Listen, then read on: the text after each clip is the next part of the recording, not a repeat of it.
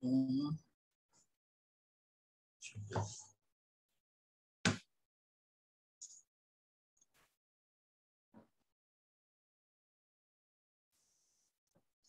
Baik, selamat siang semua. Seperti yang saya sebutkan pada kuliah kita tadi pagi, siang ini kita akan membahas penyelesaian soal tutorial modul 1. Ya, mudah-mudahan 10 nomor bisa selesai dalam waktu 1 jam 30 menit. Karena mohon maaf sekali ini saya diundang untuk pertemuan dengan dekan untuk membahas perkuliahan fisika dasar di di ITB Jatinangor. Jadinya mungkin yang harusnya kita nanti sampai pukul 3, kita cukup cuma sampai pukul 2:30 aja begitu. Mudah-mudahan waktunya cukup. Kalaupun waktunya nggak cukup ya nanti kita bisa, ya saya nanti bisa bikin video atau kita lanjutkan nanti di pekan depan dan lain sebagainya. Banyak cara untuk menuntaskan ini. Baik, untuk itu saya minta dulu ya.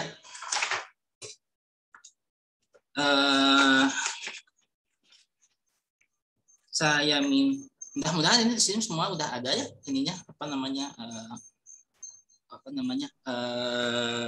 teman-teman semua udah ada di sini. Tapi kalau misalnya nggak ada silahkan nanti diwakilkan sama rekan setimnya. Aurin Yulisa ada? Ya Pak. Ya, bisa ditayangkan nomor 1. Oh iya sebentar, saya punya ini dulu. Saya punya kesalahan dulu. Sharingnya belum diaktifkan. Nah, ini sekarang udah. Anda sekarang pakai apa? HP atau laptop?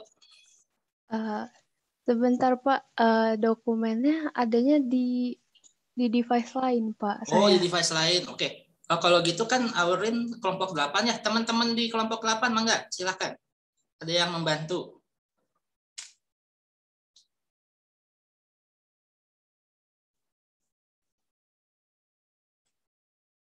Wah, hujan. Alhamdulillah. Silakan, mangga. Teman-teman di kelompok 8. Di sini kelompok 8 ada Yosandi, ada Ruri, ada Salwa. Saya izin share screen ya Pak. Mangga.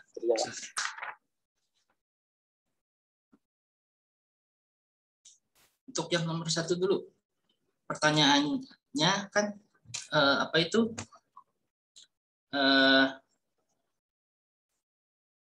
tentukan tinggi yang dicapai partikel dari posisi awal setelah 10 detik. Ya. Kemudian berapa ketinggian partikel saat mencapai ketinggian 325.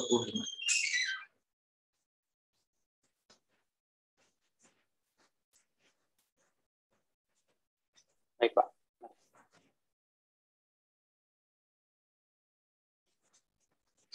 Sudah bisa ininya? Ya, nah, sudah ini saya lagi proses ya. Sip, mangga, silakan. Ya, Pak. Ya, Pak, saya izin dijelaskan. baca soalnya dulu ya, Pak. Boleh. Lupa soalnya.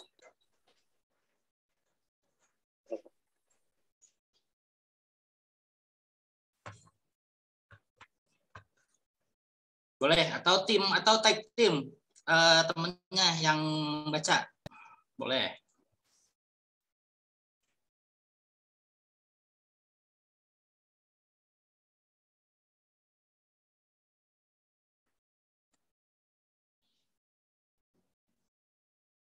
Ya, Pak. Jadi soal nomor 1. Ya. Sebuah partikel bergerak secara vertikal ke atas dari keadaan diam di posisi awal Y0 sama dengan 0 meter selama 10 detik. Di posisi awal Y0 sama dengan 0 meter.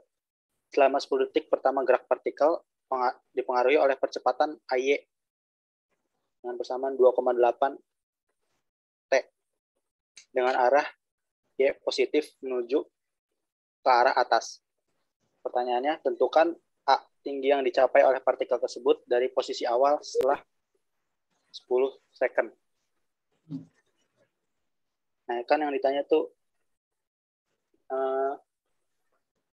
tinggi yang dicapai partikel ya, Pak? Ya, yang pertama ketinggiannya, kemudian yang terakhir itu kecepatannya saat dia posisinya di 325 meter. Ya, Pak. Nah, kan yang diketahui itu awalnya tuh percepatan ya, Pak. A sama dengan dv per dt ya, Pak.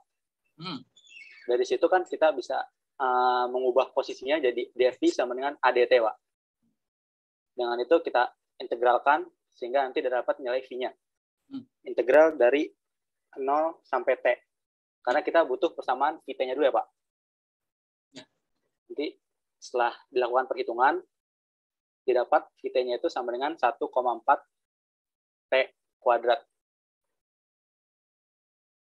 Setelah itu, kita cari juga hubungan antara V dengan ketinggian yang akan dicari, yang dipertanyakan di soal. Nah, itu juga berhubungan V sama dengan ds per dt. Dari situ juga kita bisa mencarinya lewat integral, Pak. Nanti didapatkan persamaan ketinggiannya itu sama dengan 1,4 per 3 T pangkat 3. Nah, dari situ karena yang ditanya ketinggian yang dicapai oleh partikel tersebut dari posisi awal setelah 10 second, kita masukin aja S-nya 10 second. Kita nggak perlu perhitungkan posisi awalnya karena posisi awalnya itu 0. Jadi nanti setelah dimasukkan S-nya 10 second, didapat nilainya 466,67 meter, Pak. Ya, kenapa pakainya S bukan Y? Oh, iya, kesalahan penulisan, Pak. Karena keseringan di SMA gitu ya pakainya S. S itu apa sih? Singkatan dari apa sih? Simpangan gitu atau apa ya, lupa. Karena kalau mau tepat ya sebetulnya kalau dari segi jawabannya oke gitu ya, jawabannya oke. Tapi ya itu kalau saya boleh kasih saran, itu kalau di kasus ini karena geraknya itu murni vertikal, maka vertikal itu kan artinya sebetulnya sih bukan Y ya, tapi kalau kita berpikirnya 3 dimensi maka ada X, Y, Z. Tapi kita pikirkan saja di sini misalnya dia itu di 2 dimensi sehingga pakai koordinat kartesis 2 dimensi di mana arah atas itu dia dilambangkan oleh Y. Makanya seringkali di beberapa buku fisika itu kalau gerak vertikal atau naik turun itu divariabelkan dengan Y. Kalau S itu memang kalau geraknya 1 dimensi ya kayaknya ya kalau gerak 1 dimensi yang umum gitu ya, yang umum maka disebutnya dia sebagai S. Tapi kalau untuk lebih tepatnya untuk yang vertikal ini sebetulnya Y atau Z seperti itu. Tapi dari segi cara mengerjakan soal ini ya memang betul seperti ini. Nah,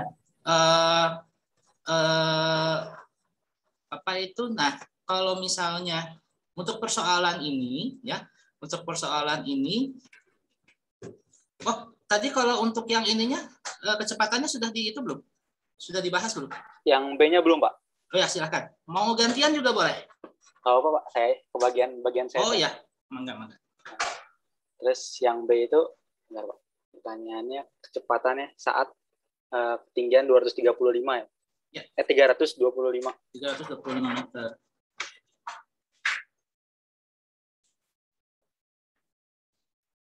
Jadi ada kayak tadi soal yang pertama dikerjain itu ada hubungannya ya antara jarak dengan kecepatan gitu ya, Pak. Dengan V sama dengan dy per dt. Jadi nanti dimasukin aja, tinggal dilakukan perhitungan dengan cara integral seperti tadi. Nanti didapatkan Y saat kondisi ketinggian 325 itu sama dengan 1,4 T pangkat 3 per 3. Nah, Pak, di sini saya ada kesalahan nulis kayaknya, Pak. Saya ada kesalahan nulis. Y-nya harusnya 325, Pak. Tapi karena 325 meter ya. Saya 235. Saya nggak kesalahan. Oh, ya. Tapi caranya kayak gini sih, Pak. Nanti udah dapat T-nya, lalu Mm-hmm. dimasukin ke persamaan V-nya. Nanti didapat nilai kecepatannya gitu, Pak. Yang apa itu namanya, kecepatannya itu sekitar 110 meter per detik itu ya? Iya, Pak. Ya. Kelompok lain bagaimana? Ada pendapat lain untuk soal yang ini? Untuk penyelesaian soal yang ini? Silakan. Kalau ada pendapat yang lain.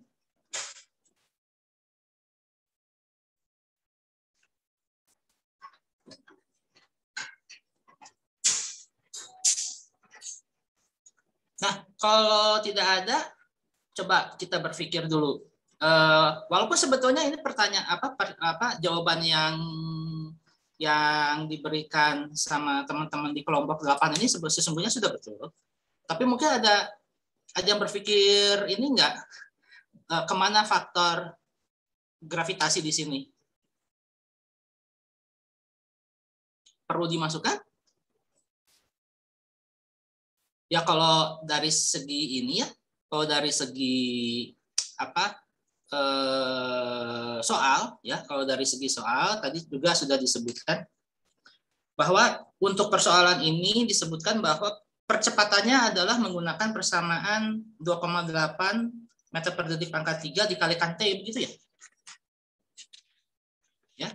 Jadi di sini secara tersirat sebetulnya menyatakan bahwa sekalipun ada faktor gravitasi yang mempengaruhi gerak vertikal ini, dia itu udah termaktub gitu, dia udah termasuk secara implisit dalam persamaan AT pangkat Ali T itu ya, 2,8 dikalikan T itu. Jadi kalau misalnya ada yang berpikir ini kan gerak vertikal Pak, tapi kok kenapa nggak ada gravitasinya? Nah sesungguhnya di sini si soal itu sebetulnya sudah ini bahwa A dikalikan dengan 2,8 T itu sudah dipengaruhi sama gravitasi. Jadi si ininya kita nggak perlu menghitung itu gitu loh. Jadi kita bisa langsung saja menggunakan persamaan ini karena secara langsung ya, secara eksplisit bahwa di soal bahwa yang namanya gerak vertikal untuk soal satu ini dikendalikan oleh percepatan AY sama dengan 2,8 T itu. Nah, kalau kita mau berpikir lebih dalam lagi, di mana faktor gravitasinya, nah itu sebetulnya sudah embedded gitu, sudah termasuk dalam percepatan ini gitu. Jadi si AT itu sebetulnya udah berupa resultan gitu ya, udah berupa resultan. Jadi ada faktor ada faktor percepatan sesungguhnya yang nilainya itu adalah mungkin ya AT plus 90 AT plus G gitu ya dan sebagainya, sehingga sebetulnya nggak perlu kita hitung gitu ya, nggak perlu kita hitung, justru memperrumit.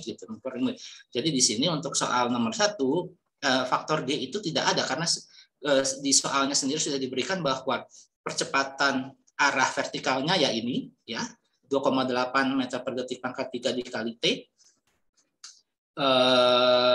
sehingga tidak perlu lagi memasukkan itu, tidak perlu lagi memasukkan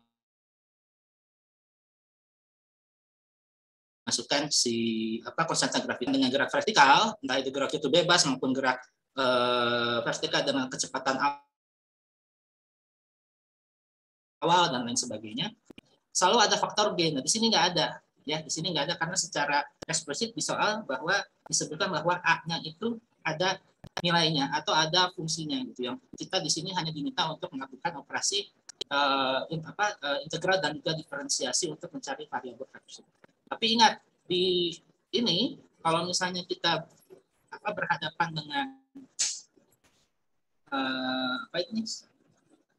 berhadapan dengan sebuah objek yang dipengaruhi oleh gaya gravitasi di bumi, ataupun kita punya space station yang ada di luar angkasa dan lain sebagainya, faktor gravitasi memang harus ada ya, harus ada. Namun untuk soal ini dia sesungguhnya sudah terangkum sebetulnya di AT itu ya, di AT itu. Sehingga kita nggak perlu lagi menghitung, tapi sebetulnya dia mempengaruhi. Oke, ada ini dulu, komentar dulu atau pertanyaan dulu, silakan. Saya mau Pak bertanya, Pak. izin bertanya. Silakan. Fatur dulu deh. Monggo, siapa dulu? Dan, itu untuk percepatannya itu nanti juga arahnya ke pusat bumi, Pak. Yang mana? Enggak, karena ini kan Dari persamaannya. dari persamaannya dia positif ya. Kalau misalnya dia tuh baca ya, coba dibaca dengan percepatan AY sama dengan 2,8 meter per detik pangkat 3 dikalikan P dengan arah Y positif menunjukkan arah atas gitu ya. Jadi nilai si AY-nya sendiri positif. Ya. Nilai AY-nya sendiri positif, jadi dia ke atas. Ya. Jadi di sini nggak perlu ragu, langsung menerapkan AY ini. Jadi si apa itu namanya, kita nggak perlu memperhitungkan pengaruh dari gravitasi karena percepatannya sudah spesifik disebutkan segitu gitu ya. Walaupun sesungguhnya kita harus berpikir agak kritis juga bahwa yang namanya gerak vertikal pasti dipengaruhi sama gravitasi. Tapi untuk soal ini tidak perlu ada faktor gravitasi yang mempengaruhi ini karena sudah embedded sebetulnya di situ. Monggo tadi ada pertanyaan yang lain. Mudah-mudahan menjawab ya. Baik, Pak. Terima kasih. Ya. Ya, silakan. Tadi ada pertanyaan lagi. Apakah sama atau bagaimana? Berarti saya bisa anggap itu hanya adalah resultan dari percepatan yang bekerja, ya? Resultan dari sama gravitasinya. Iya. Ya, kalau kita mau berpikir lebih kritis ya, kalau berpikir lebih dalam lagi, sebetulnya si 2,8 T ini adalah hasil dari percepatan ke atas dipengaruhi sama gravitasi ke bawah gitu sebetulnya. Ya. Tapi karena di sini sudah nilainya segitu ya kita langsung gunakan saja gitu. Nah, Pak, berarti kalau misalkan itu percepatannya positif terus berarti dia nggak akan turun-turun dong, ya? Bisa saya gitu dan ya. Untuk contoh soal ini ya. Apakah di reality seperti itu? Well, bisa sih, Pak. Kan kalau yang namanya roket pun pasti akan habis ya fuelnya. Kecuali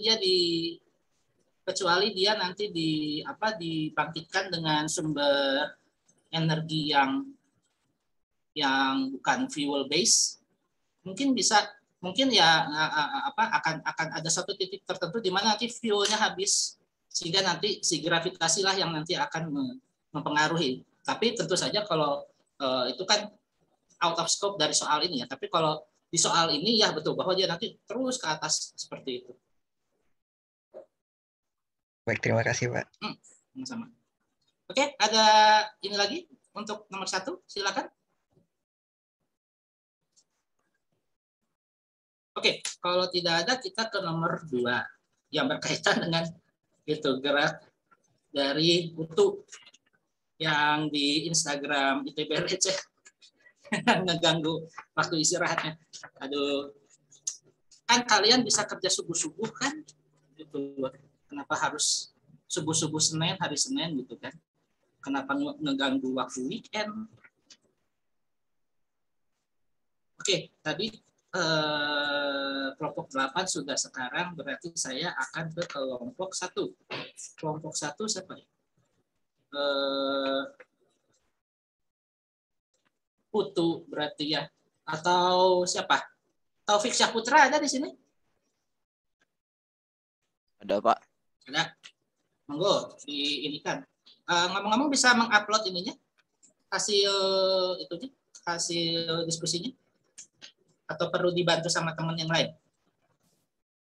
Saya lagi gunakan HP, Pak. Lagi pakai HP. Oh ya, silakan. Yang bisa mengupload silakan.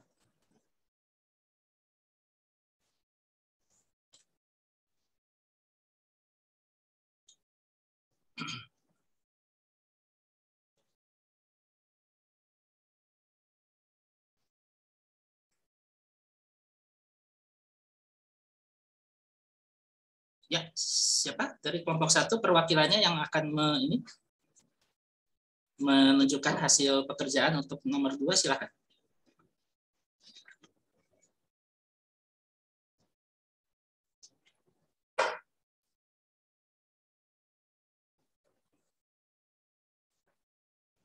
Saya share screen nih, Pak. Bantu silakan. Ya. Monggo.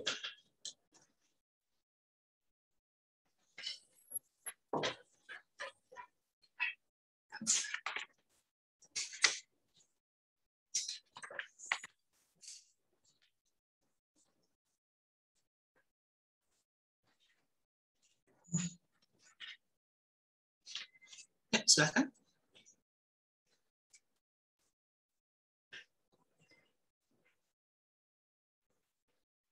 Baik, Pak. Cek. Ya, silakan. Soal nomor 1. Nomor 2 dong. Ya, saya. Ya, soal nomor 2 yang bagian A. Itu hitunglah besar percepatan kutu ketika di waktu 1,5 milisekon. Dari grafik, ini Pak, grafik sudah disederhanakan jadi seperti ini. Ya. Dari grafik, di 1,3 milisekon, itu kecepatan lompatan kutunya konstan, yaitu di 133 cm per sekon. Jadi, untuk percepatan di 1,3 milisekon itu sama dengan 0. Karena kecepatan geraknya yang konstan begitu ya? Iya, Pak. Baik, selanjutnya silakan. Selanjutnya soal kedua itu ketinggian lompatan kutu maksimal di selang waktu 0 sampai 2,5 milisekon.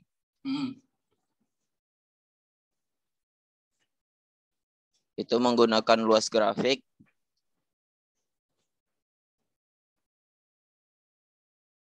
Luas grafik yang dari 0 sampai 2,5 milisekon. Grafiknya berbentuk trapesium. Jadi luas trapesiumnya setengah kali jumlah sisi sejajar kali tinggi. Jadi di situ 2,5 ditambah 1,2 itu dalam sentimeter tadi kan. Ini kita ubah ke meter. Jadi kali 10 pangkat minus 3 bagi 2 dikali tinggi dari trapesium itu 133. Sehingga akhirnya 2,46 kali 10 pangkat minus 3 meter. Ya, betul sekali. Ada pendapat lain dari kelompok yang lain? Kelompok 2, 3, 4, 5, 6, 7, 8. Sebelum kita lanjutkan ke pertanyaan C dan D.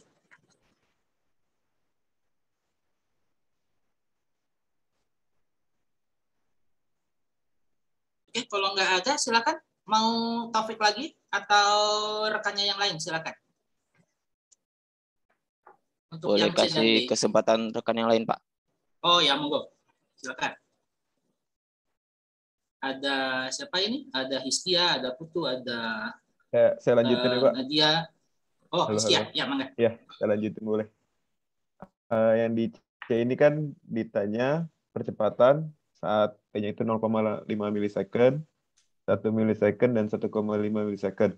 Di sini saya pakai untuk yang T 0,5 milisecond dan 1 milisecond, saya pakai apa ya, nyari persamaan garis dari titik 0,0 sampai ke 1,3,133.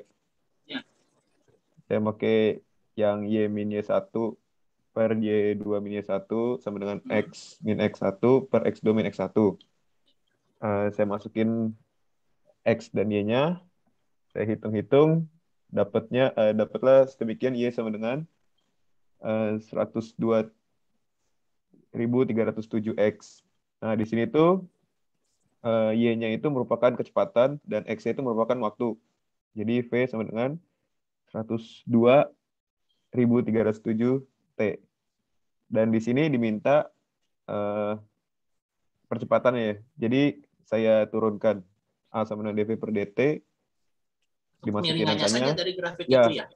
Ya, atau yang lain itu apa maksudnya? Kata lainnya kita nyari kemiringannya gitu. Untuk mendapatkan percepatan saat 0,5 milisecond dan 1 milisecond. dapat hasilnya sekian. 1 kali 10 pangkat 5 cm per second kuadrat. Oke, terus saat 1,5 milisecond tuh kecepatannya udah kelihatan dari grafik tadi, udah konstan di 133 cm. Karena dia udah konstan di 133 cm per second, jadi percepatannya saat 1,5 meter per second tuh udah 0. Sesuai yang kayak di A tadi. Terus lanjut yang ke D ini, saya pakai yang D-nya ditanya ketinggian saat T-nya itu 0,5 milisecond, 1 milisecond, sama 1,5 milisecond. Kalau keseluruhannya saya pakai luas grafik lagi, tapi di sini saya nyari kecepatan dari masing-masing waktu dulu. Jadi saat 0,5 milisecond, saya pakai data dari C, maksudnya persamaan yang C, yang P sama dengan 102.307T itu, saya masukin T-nya 0,5 milisecond, 1 milisecond, 1,5 milisecond. Nah, itu nanti dapat hasilnya. Lalu langsung saya masukin aja ke mencari luas segitiga gitu kan. Sesuai grafik yang saya gambar kecil di sebelah kanan. Itu udah dapat hasilnya. Untuk yang T sama dengan 0,5 milisecond, dapat ketinggiannya itu 0,012 cm. Saat 1 milisecond itu dapat ketinggiannya 0,051 cm pembulatan. Dan kalau saat 1,5 milisecond ini, kecepatannya kan udah ketahuan dari grafik tadi. Dia udah konstan di 133 cm per second. Cari luasnya dapat 0,113 cm. Ya. Dari kelompok yang lain, bagaimana, ada pendapat berbeda?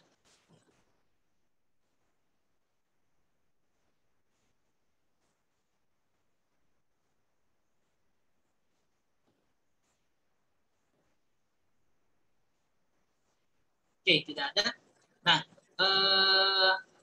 jadi memang untuk menyelesaikan ini, ya, untuk menghitung apa itu namanya percepatan, kita tinggal lihat dari kemiringan grafiknya, ya, kemiringan grafiknya yang di soal secara apa namanya ada catatan bahwa tolong dilinearkan saja, ya, tolong dilinearkan saja, sehingga nanti kita dapatkan perhitungan A yang lebih mudah, gitu ya. Walaupun sesungguhnya kalau dilihat dari soal, ya, atau Anda misalnya ini apa namanya punya perbendaharaan buku fisika yang lain, gitu ya, karena ini yang membuat soalnya juga enggak melihat dari apa itu namanya melulu dari Haliday-Resnick, gitu ya. Karena bisa mengambil contoh soal dari buku yang lain. Nah, kebetulan kalau misalnya Anda mendapatkan ini, ya, mendapatkan penyelesaian soal untuk di buku yang itu, kalau misalnya dia itu tidak dilinearkan, maka kita harus tahu dulu persamaan yang dari 0 sampai 1,3 itu bentuk kurvanya apa. Dia kan sebetulnya kalau dilihat ya, itu kan kayak persamaan pangkat 3 gitu, persamaan pangkat 3 atau persamaan pangkat 2 gitu. Karena kurvanya itu sangat mulus sebetulnya. Nah, itu memang kalau misalnya Anda nanti udah mengambil matematika teknik di tingkat 2, ya, di tingkat 2 nanti kalau yang FT ada matematika teknik, di matematika teknik 1 dan 2. Kemudian di teknik kimia juga ada kalau nggak salah. Yang agak beda itu di TI, karena Anda mungkin nanti ngambilnya tuh matriks ruang vektor sama kalkulus 3 kalau nggak salah. Tapi tools apapun nanti yang Anda dapatkan di itu, ya, di tingkat 2 itu, kalau misalnya Anda diminta untuk menentukan ini apa namanya persamaan dari sebuah kurva tertentu, lihat sifatnya. Betulkah dia linear atau dia punya kelengkungan tertentu yang mencirikan sebuah persamaan kuadratik, pangkat 3 atau eksponensial dan lain sebagainya. Nah, di sini untungnya diberikan kemudahan, linearkan sajalah untuk mempermudah, karena kalau tidak nanti Anda akan harus mencari persamaannya itu gimana. Karena untuk mencari gradiennya kalau nggak tahu persamaannya nanti bisa tidak tepat, ya, bisa tidak tepat seperti itu. Tapi karena ini dilinearkan, maka apa yang tadi disajikan sama Taufik dan Hizkia pada dasarnya itu udah betul. Bahwa untuk 0 sampai 1,3 percepatannya konstan, ya, percepatannya konstan. Kemudian percepatan dari 1,3 sampai ke 2,5 itu 0. Sehingga untuk mencari simpangan atau mencari posisi atau ketinggian dari loncatan si kutu, kita tinggal menggunakan luas di bawah kurva, ya, luas di bawah kurva, atau menggunakan persamaan yang seperti di 1, ya, di nomor 1, tapi itu yang benar-benar formal cara kalkulus, gitu ya. Dan seharusnya menghasilkan hasil yang sama. Dimana kalau yang kalau yang percepatan di 0 sampai 1,3 itu di sekitar 1 kali 10 pangkat 5 cm per detik kuadrat, sedangkan di yang landai itu dia 0. Sedangkan untuk yang ketinggiannya itu dia di 0,008 gitu ya. Sebentar. Ya, dia ini di setengah dikali 10 pangkat. Oh, iya. 10 pangkat. Oh ya, jadi ini untuk yang ketinggian di 0,5 milisecond itu di sekitar 1 gitu ya. Kemudian kalau yang 1 milisecond itu di 5 kali 10 pangkat min 2 cm. Sedangkan kalau yang 1,5 milisecond itu di 0,113 gitu ya sentimeter. Kalau yang apa itu namanya? Kalau yang 0,5 milisecond itu tadi di mana tadi? Coba diperlihatkan lagi. Atau disebutkan aja tadi berapa?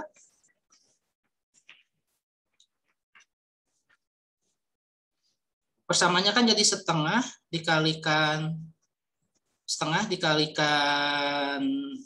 0,5 ya, yang bawahnya kan 0,5, tingginya itu berapa? 33 yang D, saja. Pak.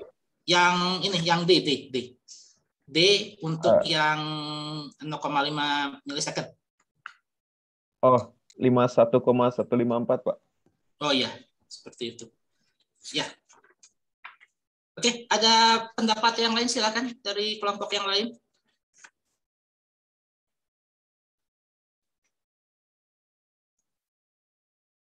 Oh, ini ada yang maaf Pak, disconnect tadi. Oh alah. Ya, ini tadi juga di tempat saya juga tiba-tiba hujan besar, saya khawatirnya disconnect. Oke, terima kasih. Berarti kalau gitu rekan-rekan dari kelompok 1 sudah memaparkan hasil pengerjaannya. Sekarang kita akan ke nomor 3 ya.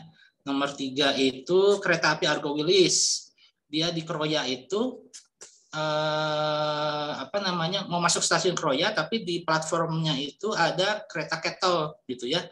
Nah, dia harus ngerem, kalau enggak dia nanti tabrakan. Sekarang saya akan ke kelompok berapa ya? Loncat aja gitu. Kelompok 5. Kelompok 5 ada, saya tunjuk aja ya. Kelompok 5 Nabila Fatihah Harit ada? Nabila Fatihah ada? Ada, Pak. Ada, ya. Monggo. Mau di-upload sendiri atau sama temennya? Bukan di-upload atau ditayangkan? Bapak, Ya. filenya lagi nggak di device saya sekarang. Oh iya, temennya coba bantuin. Di kelompok 5 silakan, nomor 3. Saya bisa, Pak. Enggak, silakan.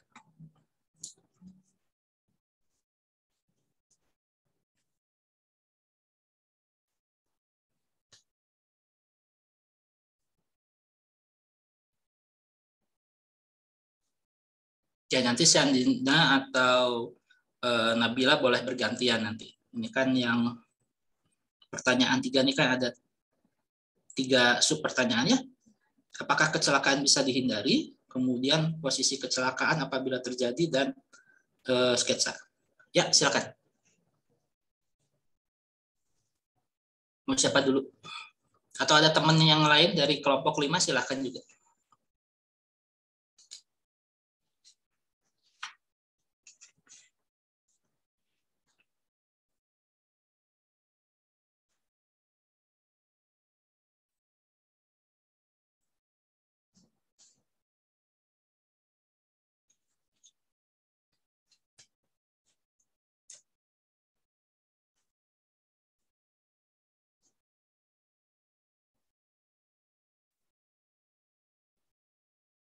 Ini siapa yang menjelaskan? Kok nggak ada suaranya?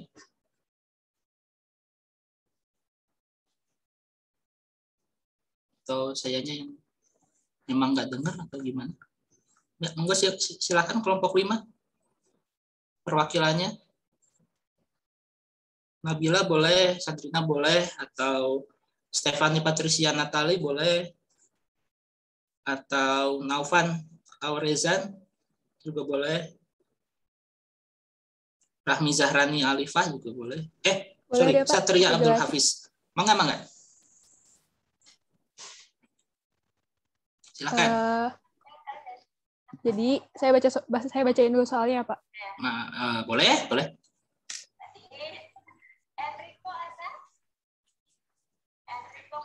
Kereta api Argo Wilis melaju dengan kecepatan 25 meter per second dari Bandung ke Surabaya.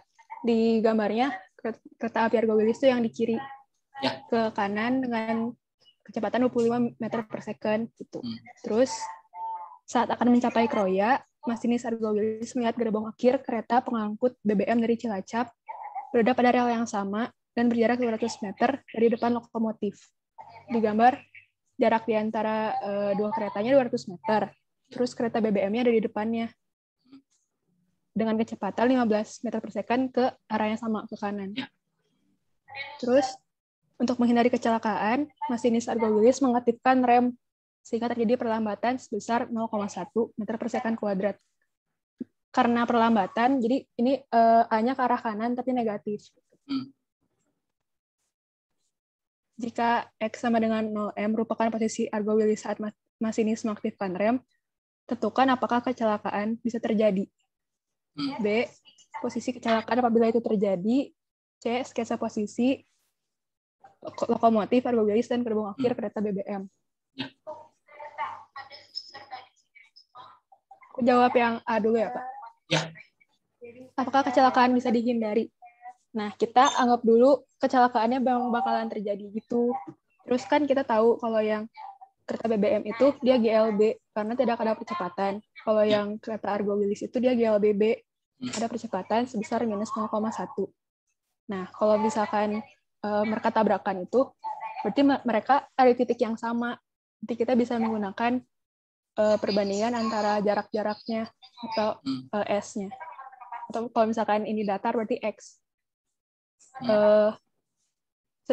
Terus kan si kereta BBM-nya udah ada di depannya 200 meter. Berarti bisa ditulis kayak gitu. Si SA, A itu si Argo Wilis, sama dengan SB plus 200. Terus SA itu, kan kalau misalkan GLBB, didapat dari V0T plus setengah AT kuadrat. Terus kita masukin aja V0-nya 25 kali T plus setengah A-nya min 0,1 T kuadrat sama dengan 15T plus 200. 15T plus 200 itu SB-nya kan V0T.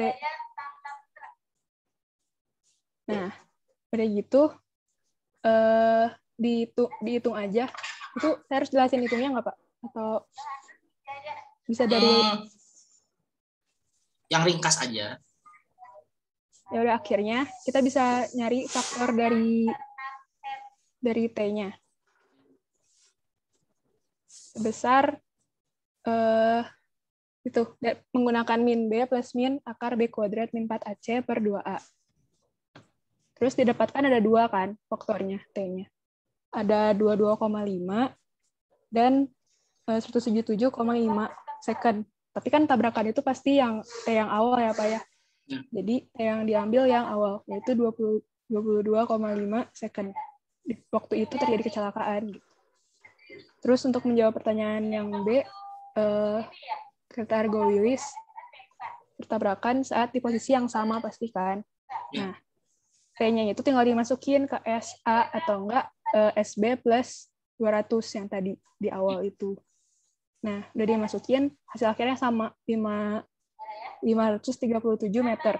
Berarti bertabrakan di titik itu. Sketsa posisinya seperti yang pada gambar. Boleh di atasin. Nah, gitu. Ya. Ada Pak gitu. Ya, makasih Stefani. Ya, betul. Jadi untuk menyelesaikan soal ini, kita lihat dari soal bahwa untuk kereta api kettle yang kereta api yang mengangkut BBM itu, dia geraknya tidak ada percepatan. Jadi menganggap lajunya itu konstan. Sedangkan kereta api Argo Willis karena ekspres dia kencang gitu ya. Kemudian mungkin karena ada kesalahan atau apa. Nah, ini kita bermain detektif crash investigation gitu ya, KMKT gitu. Kalau misalnya ada seperti ini, maka kita kan harus merunut gitu. Kenapa terjadi kecelakaan dan lain sebagainya. Nah, ini salah satu ininya penerapannya, di mana misalnya diketahui di sini si masinis atau pilot dari si Argo Willis ini ingin supaya tidak terjadi kecelakaan. Jadi dia menerapkan rem, tapi remnya ini hanya menghasilkan percepatan dengan arah negatif. Ya, percepatan dengan arah negatif. Kalau di buku SMA dia disebutnya perlambatan ya. Tapi ini percepatan dengan arah negatif yang besarnya adalah 0,1 ya. 0,1. Nah, ternyata dengan nilai segitu nih ternyata nggak bisa ya. Ternyata nggak bisa menghindari kecelakaan. Nah, itu makanya nanti kalau misalnya di teknik fisika atau teknik mesin Anda akan merancang merancang sistem rem kendaraan dan lain sebagainya. Nah, itu yang akan direkayasa itu ya bagaimana supaya dalam waktu sepersekian detik ya, dalam waktu sepersekian detik atau dalam waktu yang cukup. Kalau ini kereta api dia sebetulnya ada ini ya, agak panjang ininya jalurnya. Kalau mobil coba Anda bayangkan di contoh soal tahun 2020 atau 2021 contoh kasusnya mobil di Cipularang, kondisinya mirip-mirip dengan ini. Misalnya dia harus ngerem ya, dia itu ada mobil tiba-tiba berhenti di depan, si mobil yang ada di belakang ini dengan kecepatan di Cipularang 100 km per jam misalnya, itu harus ngerem ya supaya tidak terjadi kecelakaan. Nah, ini soalnya mirip-mirip seperti itu. Nah, dengan penerapan percepatan 0,1 untuk kasus Argo Willis dan kereta kettle ini ternyata ya nggak bisa menghindari terjadinya kecelakaan. Karena ya itu tadi waktunya itu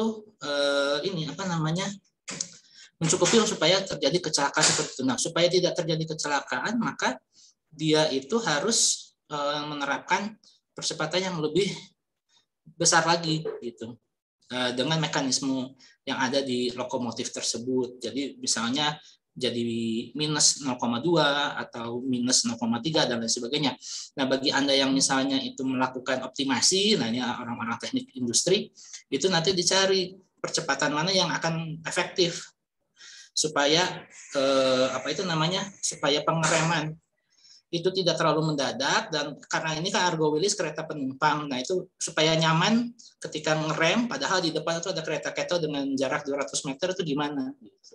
Atau mungkin Anda melakukan optimasi yang lain, yang namanya mitigasinya jangan 200 meter, tapi lebih panjang lagi 300 meter dan lain sebagainya. Nah, itulah yang nanti akan bisa menjadi problem solving untuk kasus-kasus yang lain. Nggak harus kereta api, bisa saja misalnya nanti mobil atau misalnya antrian. Ini kan sebetulnya mirip-mirip dengan prinsip dasar antrian dan lain sebagainya. Walaupun sebetulnya teori antrian itu sendiri nanti Anda pelajari nanti di teknik industri mungkin agak berbeda, lebih canggih lagi dari ini. Tapi sebetulnya ini kan gitu ya.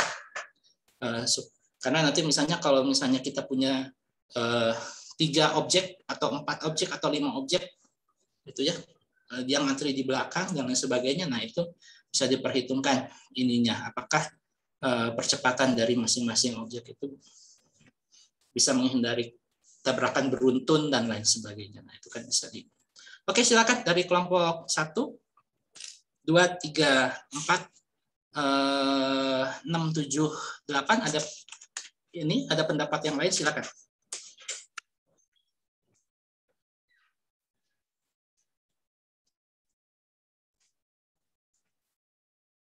Ada pendapat yang lain?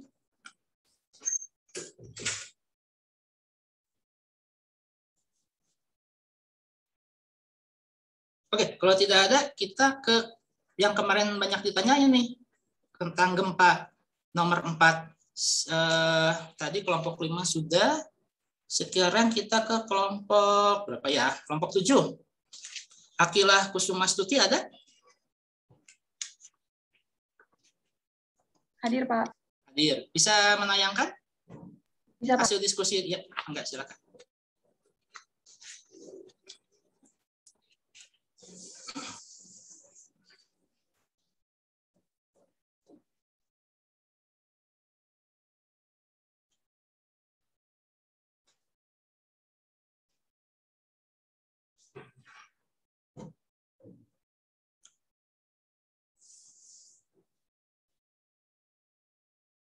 Udah kelihatan belum, Pak? Sudah. Oke, jadi ceritanya di sini itu ada 2 gelombang mekanik, yaitu gelombang P sama gelombang S. Ya. Dia ini tuh GLB gitu, Pak. Terus yang diketahui kecepatan P itu 6,5 km per second, kecepatan S itu 3,5 km per second. Terus di sini juga ada delay time, yaitu TS, waktu dari S dikurang waktu dari P. Nah, di sini karena kemarin kita kayak agak struggle gitu, jadi kita kira-kira gitu, Pak. Kita ngambil delay time-nya 27 second. Terus yang ditanya di sini kan jarak antara sumber gempa terhadap stasiun pengamatan. Nah, kita bisa cari ini dengan pakai si delay time ini. Terus karena jarak antara jarak S sama dengan jarak P, maka kita bisa pakai rumus GLB, yaitu S sama dengan V kali T. Terus kita jabarin aja kecepatan P dikali kecepatan waktu P sama dengan kecepatan S dikali waktu S.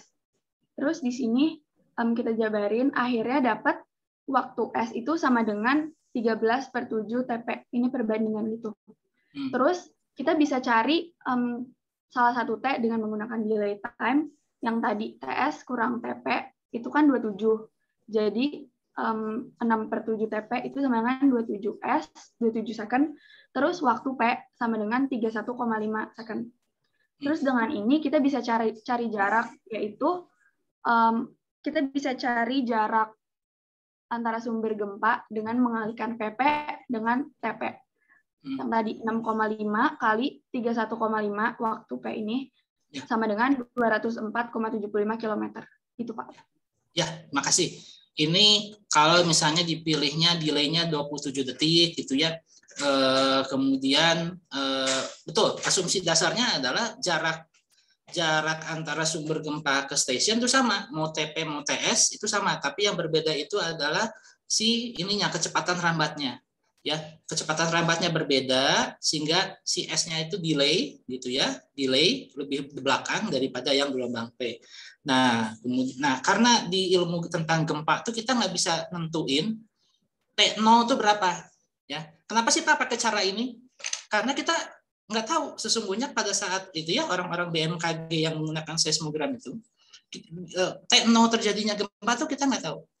Yang bisa kita deteksi itu adalah menggunakan dengan seismogram itu melihat yang itu ya, yang naik turun itu ya, seismogram itu adalah bentuk dari gelombang P dan S. Kalau misalnya kita bisa tahu arrival time gelombang P itu di waktu berapa, gelombang S di waktu berapa, nah itu kita bisa gunakan ini persamaan GLB ini sehingga kita nanti akan dapatkan itu jarak dari stasiun gempa tersebut ke pusat gempa. Nah, tapi tentu saja kalau BMKG sistemnya canggih, dia nggak hanya satu station, dia minimal harus punya 3, ya, minimal dia punya 3. Tapi kalau sekarang yang real time, di Indonesia itu ada ribuan, ya, ada saya sendiri sebetulnya kurang tahu ya ininya jumlah pastinya berapa. Tapi kalau yang namanya stasiun gempa secara global itu ya ada ribuan gitu ya, karena setiap agensi gempa, agensi meteorologi dan geofisika tuh pasti punya seismogram di tempat-tempat tertentu, terutama yang di dekat lempeng-lempeng tektonik sebagai sumber gempa. Sehingga penentuan dari posisi sumber gempa dan juga jenis gempanya itu bisa ketahuan ininya tuh dengan tingkat kesalahan yang kecil sekali. Kecil sekali ya, maksudnya di bawah 4%, di bawah 1% dan lain sebagainya.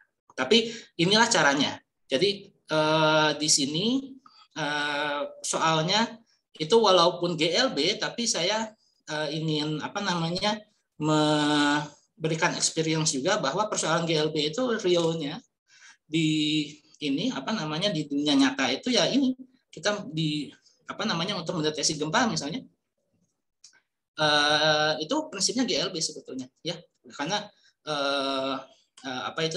waktu tempuh dari si gelombang itu relatif memiliki V yang homogen, walaupun dia homogennya itu dari segi gelombang P dan juga gelombang S. Tapi ini kalau misalnya di FTTM atau di FTB saya bisa cerita lebih banyak, tapi untuk rekan-rekan di sini yang dari FTI untuk sekedar tahu saja bahwa prinsip GLB itu nggak cuma hanya untuk itu saja ya, untuk mengetahui itu tadi yang teori antrian yang tadi, ataupun yang berkaitan dengan GLB biasanya dipakai untuk apa ya? Yang contoh-contoh yang ini. Atau misalnya itu menghitung kecepatan rata-rata dan lain sebagainya, itu nggak hanya sebatas itu. Ini kalau di real life application-nya itu juga berkaitan dengan hal yang penting seperti misalnya mitigasi bencana dan lain sebagainya.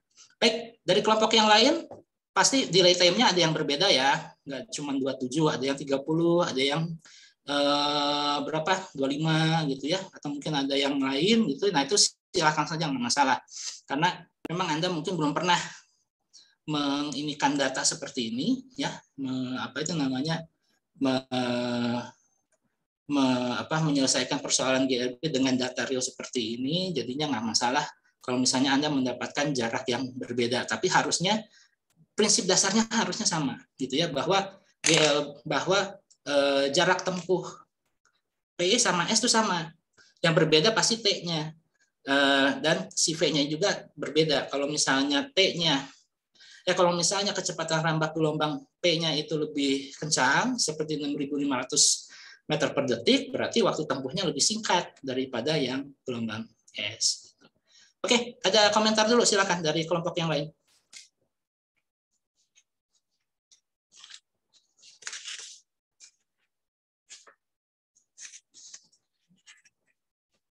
Oke, tidak ada.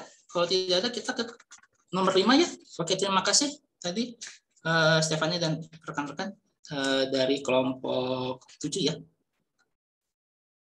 Oke, bentar. Akila, Pak. Akila, oh iya. Iya, kelompok 7. Oke, sekarang kita ke ini Mario Bros. Nomor 5. Kita ke kelompok 3 deh. Kelompok 3 ada saya panggil aja Sinara Inayah Armida, ada? Ada, Pak. Ada. Mau diperlihatkan atau butuh bantuan dari teman? Filenya nggak ada di device ini, jadi boleh. Oh ya, silakan sama temennya dibantu. Atau nanti yang menjelaskan boleh temennya atau Sinara sendiri.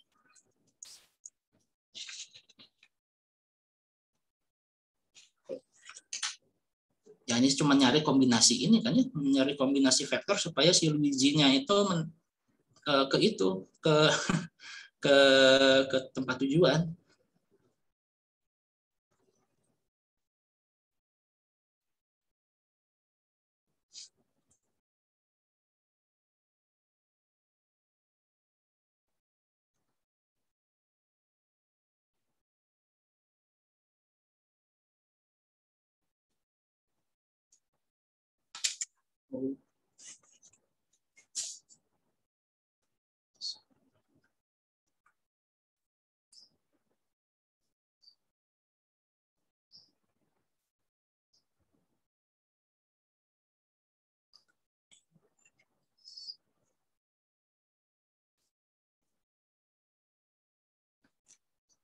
Pak, saya izin share screen ya, Pak. Ya, mangga.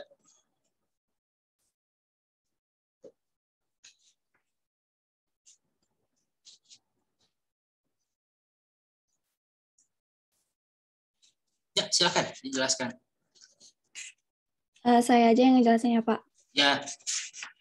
Jadi ini tuh soalnya ada permainan Mario Bros versi terbaru menggunakan kerangka koordinat kartesis 3D XYZ sebagai media visualisasinya.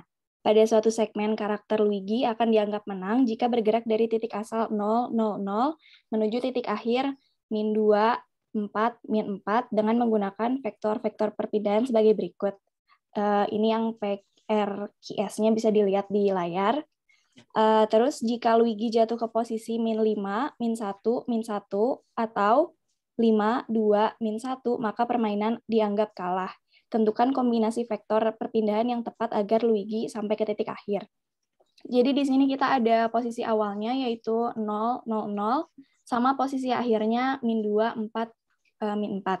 Jadi dari sini kita bisa tahu vektor yang dibutuhinnya itu hasilnya harus min 2, 4, min 4 karena dikuranginnya 0, 0, 0, jadi hasilnya sama. Dan setelah dicoba, kombinasi yang masuk itu ada 2, yaitu P, S, R, di mana hasilnya itu min 2, 4, min 4, dan SPR, di mana hasilnya juga sama, yaitu min 2, 4, dan min 4. Segitu, Pak, cukup. Kalau kombinasinya PRS bisa nggak? P ditambah R ditambah S bisa ke posisi akhir yang diminta enggak?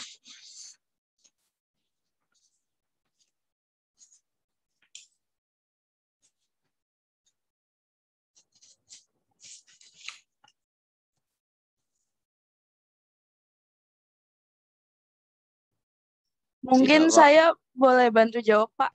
Boleh.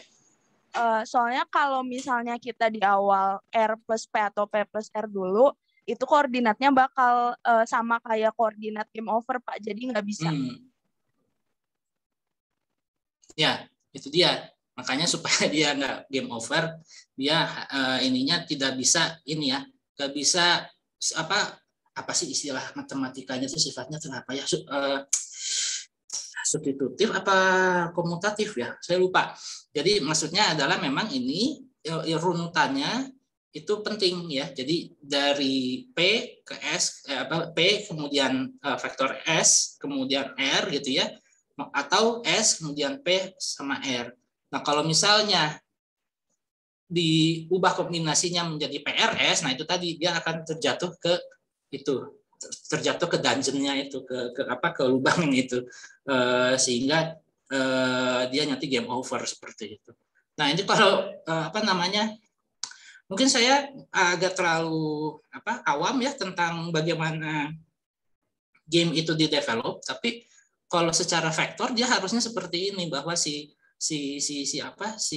objek dari si game itu entah mekanismenya dia itu jalan atau lompat dan lain sebagainya, itu tadi untuk supaya mencapai tujuannya itu maka harus ada kombinasi itu vektor-vektor yang nanti diarahkan gitu ya, diarahkan oleh si pembuat game itu. Mungkin kalau yang sekarang mungkin nggak seperti ini, tapi kalau dulu mungkin waktu di develop di zaman awal-awal ini, walaupun di soal ditulis bahwa ini adalah permainan Mario Bros yang versi baru, tapi ini sesungguhnya adalah yang versi lama gitu ya. Kalau yang sekarang kan lebih smooth dan lain sebagainya, sehingga vektor perpindahan dari si aktor utama itu tidak step by step seperti ini, tapi mengakomodasi yang sampai ke pixel-pixel terdekat dan lain sebagainya. Tapi itu out of scope dari pengetahuan saya tentang bagaimana membuat game 3 dimensi. Baik, terima kasih. Tadi Akila ya. Siapa tadi? Sinara ya, Sinara ya. Sinara dari kelompok 3. Baik. Ada ini pendapat lain untuk penyelesaian nomor 5, silahkan. Dari kelompok yang lain. Pak, saya izin bertanya. Ya, mangga. Kalau untuk itu, apakah kita bisa menggunakan operasi skalar pada vektornya? Misalkan P-nya jadi setengah P, itu diperbolehkan nggak, Pak? Kalau seperti itu, kalau Anda laki itu beruntung, ya. Kalau Anda beruntung mendapatkan nilainya tepat, misalnya OA itu dari 0, 0, 0 ke 2, 4, min 4, itu besarnya misalnya sekian. Kemudian Anda cari si itunya, ya, besarnya dari P, S, R, dan juga Q, menggunakan cara yang itu tadi, besar vektornya itu. Nah, kalau Anda beruntung mungkin dapat, ya. Tapi kalau tidak selamanya seperti itu, gitu ya. Tidak selamanya Anda bisa beruntung seperti itu. Mungkin kalau untuk soal yang ini, kalau Anda ngulik gitu ya, mungkin bisa didapatkan secara skala, mungkin karena saya nggak nyoba. Tapi kalau misalnya diterapkan untuk soal yang lain dengan cara yang mirip-mirip seperti ini, di mana Anda harus mencari kombinasi vektor dan lain sebagainya, mungkin nggak bisa diterapkan gitu. Oleh karena itu, kalau saya sarankan lebih baik kita tetap stick di aturan vektor ini sebagai juga untuk supaya terbiasa juga untuk melakukan operasi penjumlahan pengurangan menggunakan menggunakan operasi vektor ini gitu. Tapi kalau misalnya untuk satu contoh kasus tertentu ternyata menggunakan magnitudonya saja atau besarnya saja ternyata bisa, ya Anda beruntung aja gitu. Beruntung Anda mendapatkan soal yang bisa diselesaikan dengan cara seperti itu. Karena secara umum seharusnya kalau penjumlahan vektor dan lain sebagainya itu harus diselesaikan secara vektor. Tidak bisa diselesaikan secara skalar seperti itu. Ya, mudah-mudahan menjawab. Terima kasih, Pak. Sama-sama. Oke, ada pertanyaan lain? Ada ini lain? Pertanyaan atau opini yang lain, silakan. Sebelum kita ke nomor 6. Nomor 6 ini ada tebing gitu ya. Ada sebuah tebing gitu. Tebingnya itu takutnya membahayakan, jadinya dia ukur dia ketinggiannya berapa menggunakan batu yang yang dijatuhkan sama menggunakan itu suara, ya, menggunakan cepat rambat suara di udara. Oke, untuk yang nomor 5 tidak ada pertanyaan lagi. Kalau begitu kita lanjutkan ke pertanyaan nomor 6. Pertanyaan nomor 6 kita ke kelompok 2 nih. Kelompok 2 siapa ya? Yusuf Lamuri ada?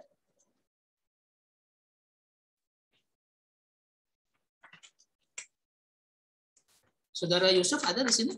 Yusuf Lamuri atau temannya di kelompok 2? Silakan, ada Ageng Widiardi, ada Kevin Sutantia, ada Feby, ada Muhammad Abdul Ghaffar, atau Margarita Vidya. Silakan kelompok 2 untuk memperlihatkan saya boleh, Pak. Pengerjaan nomor 6. Ya, silakan. Feby ya.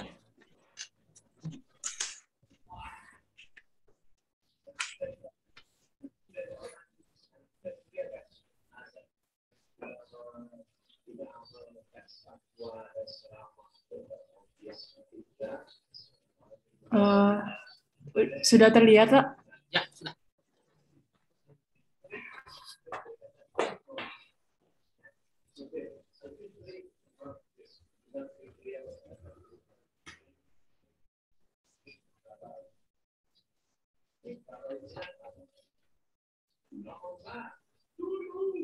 Jadi di sini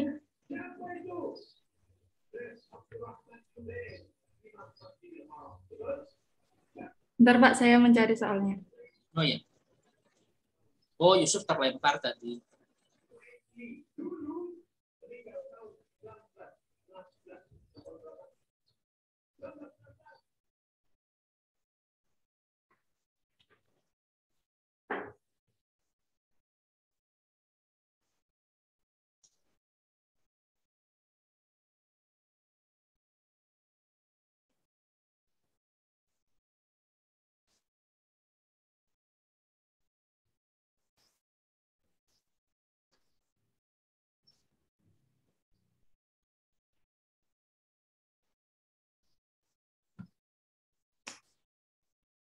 Jadi di sini ditanyakan saat pembangunan jalan kereta api cepat Jakarta-Bandung, seorang insinyur dari ITB mengobservasi sebuah tebing di dekat KM 95 Jalan Tol Cipularang. Untuk menentukan ketinggiannya, ia menjatuhkan sebuah batu secara vertikal dari pinggir tebing dan 10 detik kemudian terdengar suara hantaman batu tersebut ke tanah. Apabila efek perlambatan akibat gesekan batu dengan udara dianggap 0, tentukan yang A, ketinggian tebing jika diketahui kecepatan rabat bunyi di udara 330 meter per second. Jadi di sini kita mencari T keseluruhan. T keseluruhan didapat dari T waktu yang dibutuhkan batu ketika jatuh, dan T suara. T suara ini T waktu yang dibutuhkan batu untuk merambat sampai ke telinga pendengar. Di sini. Nah, ini kalau saya boleh koreksi, itu delta T sama dengan 10S ya, ada secondnya ya. Oh iya Pak, maaf Pak. 10 second. Kemudian diketahui kecepatan rambat bunyi 330 meter per second. Dan V0Y 0 meter per second. Kemudian dari rumus ini, T total sama dengan T jatuh plus T suara. Kita cari T jatuhnya dari, kita masukkan T total 10 second di sini. Kemudian kita cari T jatuhnya dari akar 2H per G. Ini didapat dari setengah GT kuadrat dari turunan itu. Kemudian mencari T suaranya dari ketinggian dibagi kecepatan rambat bunyi. Nah, setelah dihitung, kita mendapatkan persamaan ini. Kita misalkan akar H sebagai X. Didapatkan X1 sama dengan min 168,65 dan X2 19,57. Karena H itu selalu positif, kita ambil X2-nya. Nah, karena akar H tadi dimisalkan X2, maka didapatkan ketinggian bukitnya 383 meter.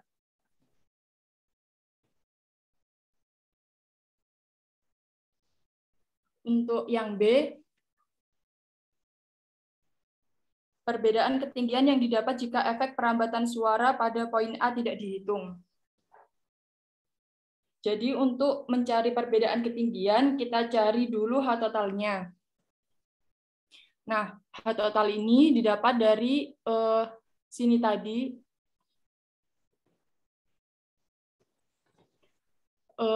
Didapat dari T total tadi yang 10 second sama dengan akar 2H per G. Didapatkan ketinggian bukitnya 490 meter. Mencari perbedaannya, kita kurangi H total bukitnya dikurangi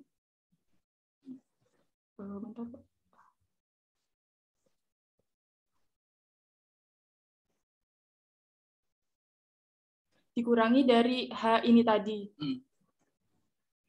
Kita dapatkan 107 meter.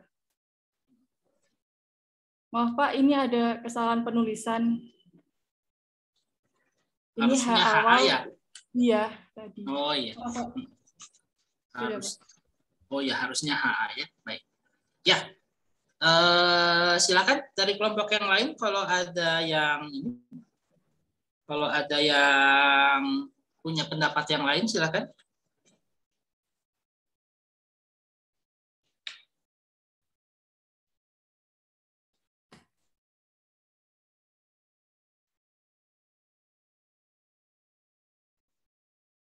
Ya, jadi kalau dengan pendekatan yang pertama, itu 10 detik itu adalah waktu total ya. Jatuh benda, kemudian terdengar bunyi, gitu ya, terdengar bunyi. Di mana ketinggian yang di apa itu namanya, ketinggian tebingnya itu adalah H, gitu ya, ketinggiannya itu adalah H. Sedangkan waktunya berbeda karena yang satu itu adalah gerak jatuh bebas, sedangkan yang satu lagi adalah gerak GLB dari rambat gelombang suara, seperti itu.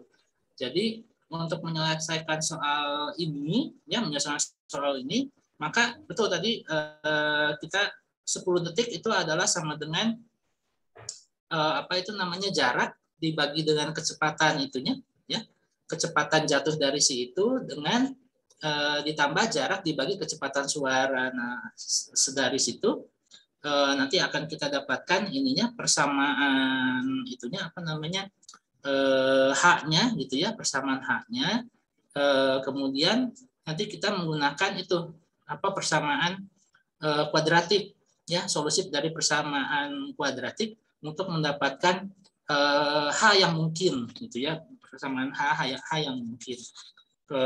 Dari situ nanti akan kita dapatkan bahwa H-nya ini, tebingnya ini tingginya 383 meter, yang sebetulnya nggak masuk akal ya. 300 meter itu dari mana ke mana ya? Karena ketinggian tebing yang rasional itu sebetulnya, ya ini karena soalnya seperti ini ya, karena soalnya seperti ini, maka ketinggian tebingnya ini di sini disebutkan dia 380 meter, padahal kalau kita ukur ya 380 meter itu kan seperti misalnya dari mana ke mana ya? Anda masalahnya belum pernah ke ITB sih. Kalau misalnya, ya Anda bisa pikirkan gitu ya, dari rumah Anda misalnya kemana gitu kan, 300 meter ada nggak tebing yang tingginya segitu? Kalau tebing itu kan paling kalau misalnya kita lihat gitu ya, itu paling tingginya 20 meter, 10 meter, dan lain sebagainya. Namun, karena di soalnya variabelnya itu seperti ini, maka ketinggian dari tebing ini ya memang dalam kisaran 380 meter tersebut. Kemudian, kalau tidak ada faktor koreksi, maka si ini apa itu namanya, si tinggi tebing yang bisa didapatkan dari gerak jatuh bebas saja itu nilainya adalah sekitar 490 ya, 490 meter gitu. Nah, di sini kita lihat bahwa untuk menentukan ketinggian dari suatu objek atau panjang dari suatu objek dan lain sebagainya, itu bisa menggunakan itu kombinasi dari beberapa metode sebetulnya. Tapi kalau yang ini sederhana gitu ya, bahwa kita menggunakan pendengaran, ya menggunakan pendengaran kita dan juga logika matematika dari si gerak jatuh bebas, sehingga kita mendapatkan suara itu ya. Kita mendapatkan suara respon dari batu yang dilemparkan, bukan dilempar, yang dilepaskan tersebut adalah 10 detik setelah dia dilepaskan dari atas tebing, seperti itu.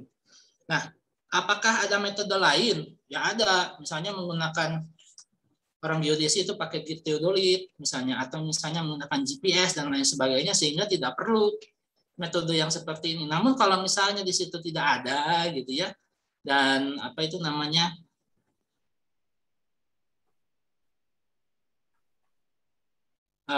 misalnya alat-alat elektronik maupun perangkat-perangkat yang lain itu tidak available, maka salah satu upaya untuk problem solvingnya itu adalah menggunakan ini prinsip-prinsip fisik yang sudah kita ketahui gitu dari kinematika, bahwa untuk menentukan ini ya ketinggian dari tebing tersebut bisa diukur dengan menggunakan metode yang sebetulnya agak sederhana gitu, tanpa menggunakan alat yang canggih sebetulnya ya, seperti itu.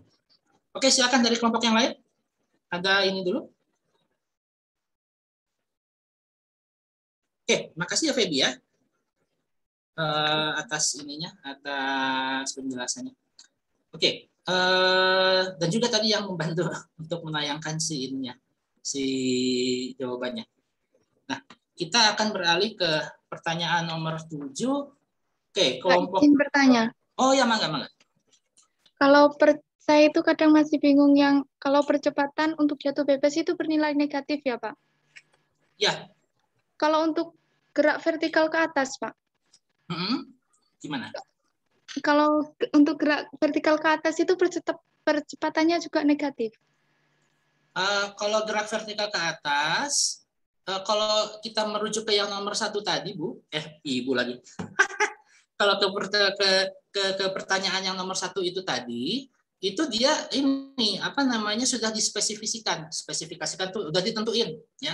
Udah ditentuin, tolong untuk menjawab pertanyaan nomor 1 pakai percepatan yang ini, gitu ya, menggunakan percepatan yang ini. Tapi kalau kita berpikir secara fisis, ya, percepatan ke atas itu, ya, percepatan ke atas kalau misalnya dia masih dalam pengaruh bumi, gitu ya, kita misalnya melakukan pengukuran di bumi, mendeteksi gerak yang arahnya vertikal dengan percepatan ke atas, itu secara fisis masih dipengaruhi oleh gravitasi sebetulnya, ya. Jadi walaupun misalnya ada percepatan ke atas positif, dia sebetulnya masih dipengaruhi oleh gravitasi. Walaupun sebutnya di nomor 1 itu tidak disebutkan secara eksplisit itu secara nyata bahwa dia bahwa gravitasi mempengaruhi di situ, karena di nomor 1 itu lebih kepada tolong gunakan percepatan ini untuk menjawab pertanyaan nomor 1 gitu.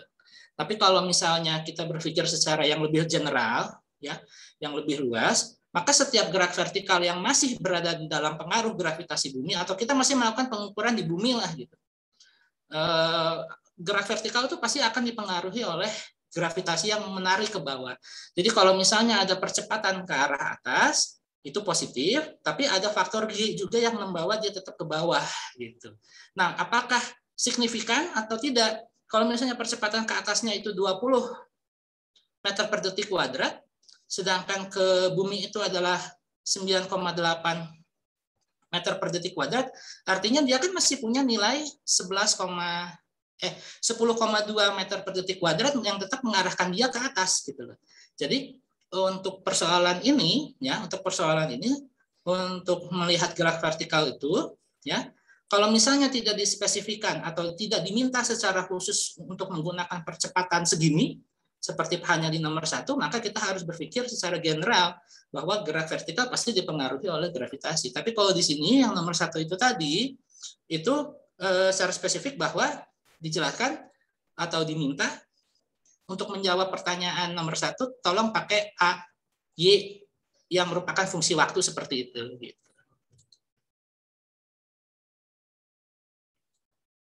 Itu Pak, maksud saya kayak semuanya ada gerak parabola. Waktu gerak parabola yang VY ke atas itu, kalau rumusnya itu percepatannya itu bernilai positif apa negatif gitu Pak? Percepatannya negatif, karena dipengaruhi gravitasi ke bawah. Tapi dia punya V0. Benar kan? Dia punya V0 ke atas, ya kan? Karena kalau gerak itu ya parabola, si V0-nya kan miring gini kan? Miring gini kan? Dia punya arah X sini sama Y sini kan? Tapi arahnya ke atas kan? Kanan atas gitu ya. Artinya dia ada arah ke atas sama arah ke kanan kalau misalnya gerak parabolanya ke kanan.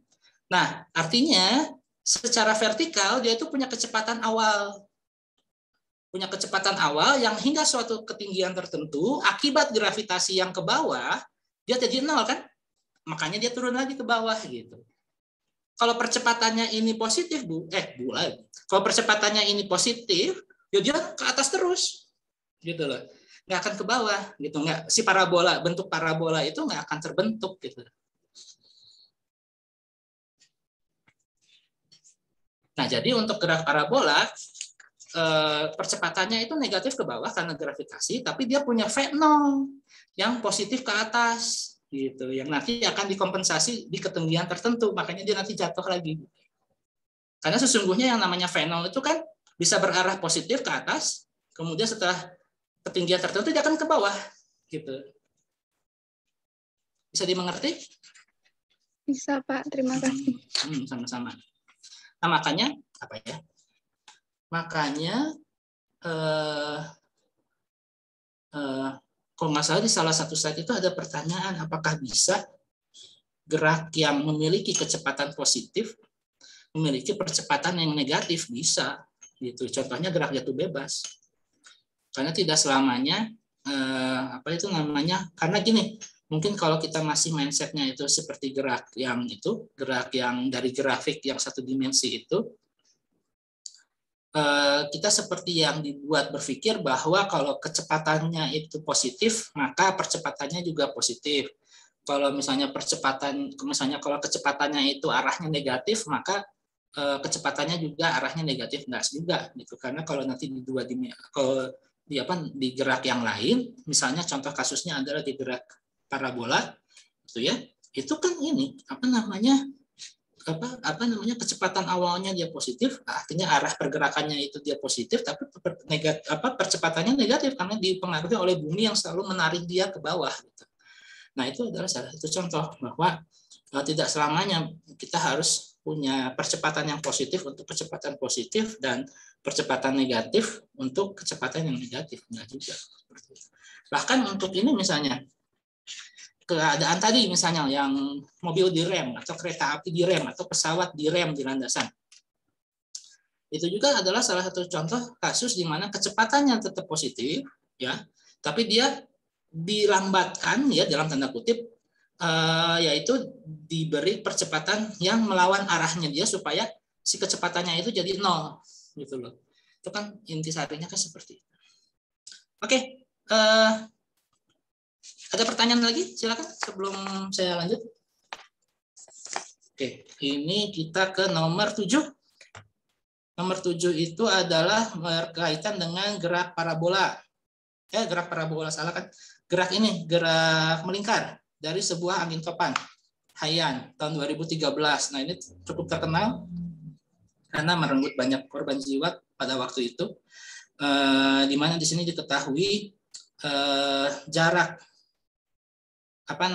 jarak partikel awan terhadap titik itunya, terhadap sumbu putarnya itu adalah 85 km atau 85.000 meter, diminta untuk berapa kali putaran. Oke, saya ke kelompok yang belum mana ya? Kelompok 3 udah, kelompok 2 udah, kelompok 8 udah, kelompok 7 udah, kelompok 1 udah. 1, 2, 3, 4 deh. Kelompok 4. Carla Benita ada? Ada, Pak. Nah, bisa menunjukkan hasil pekerjaan kelompoknya untuk nomor 7. Saya izin share screen. Ya, silakan.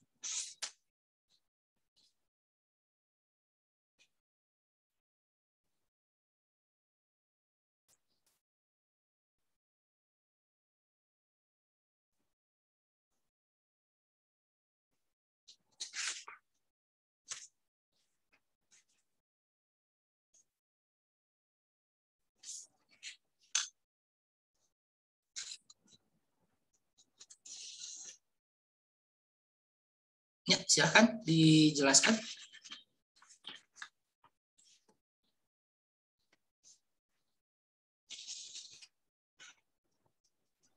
Maaf, Pak, kemute. Oh,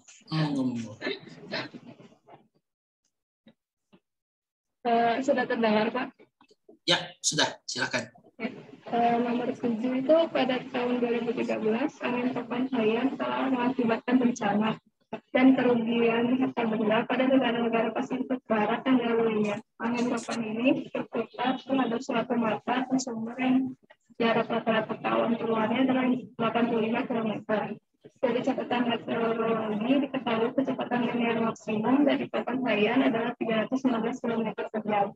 Yang itu ditanya banyaklah putaran maksimum yang dilakukan oleh awan keluar angin topan Haiyan dalam waktu 1 jam. Yang B itu ditanya percepatan radial maksimum dari awan keluar angin topan Haiyan dengan dinyatakan dalam B. Jadi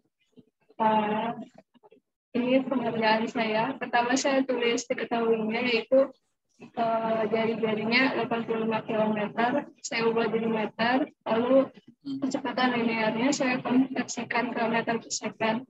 Yang pertama itu putaran maksimum 1 jam. Jadi saya pakai rumus periode, di mana periode itu waktu yang diperlukan untuk 1 putaran. Selain itu, periode juga ada rumus 2πr per V.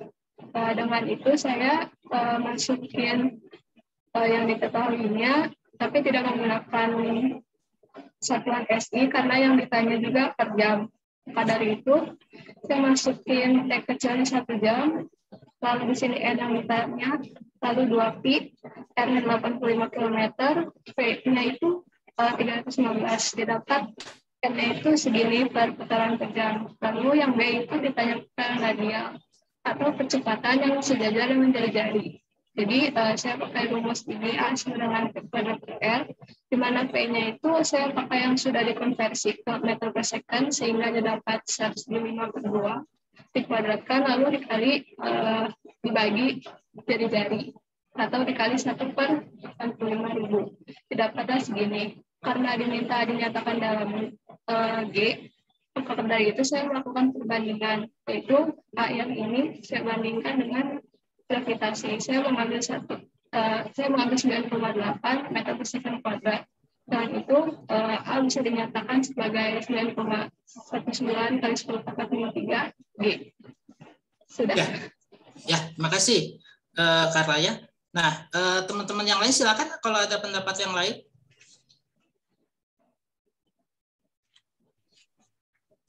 Nah, untuk penerapan